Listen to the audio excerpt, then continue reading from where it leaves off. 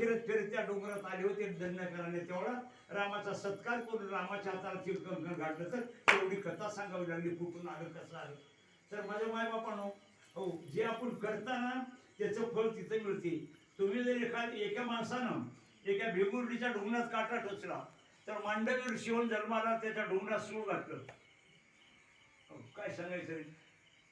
अन्य जन्मामध्ये एका गरीबाच्या घरी एक पोरग 8 वर्षाचं असं सरडाचं शेपूट धरून फिरलं आणि हिवाळून दिलं, ते जाऊन नागपड्याच्या काट्यावर उत्तान पडलं. 13 दिवसाला जीव गेले त्याचं. तर ते पुढे भीष्माचार्य येऊन जन्माला आले, ते भीष्माचार्याच्या अंगात 62 सूळ शिरले खालून बाण. तर ते तिरक 39 दिवसाला प्राण सोडले भीष्माचार्य.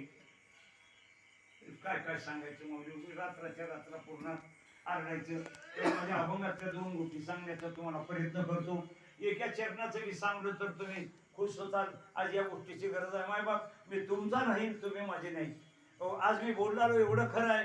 दुसरी वार येईन की नाही, कीर्तन करेल की नाही, काही भरोसा नाही. क्षण भंगूर हे जाय न कळता, ग्रास गळी सत्ता नाही हाती. क्षण भंगूर मायबापानो म्हणजे या शब्दाचा अर्थ पाण्यावर येणारा बुरबुडा, देही पाण्याचा बुरबुडा, शेंगे येईना करजोडा. जे आपण जन्मायच्या घेऊन आल्या तेवढंच घेऊन जाता येते. काय काय घेऊन आल्या?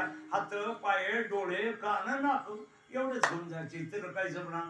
अशा रीतीचा आणि हा न्याय म्हणून त्या निमित्ताने ठेवलेला अभंग आहे. थोडे विठ्ठल विठ्ठल भजन करा.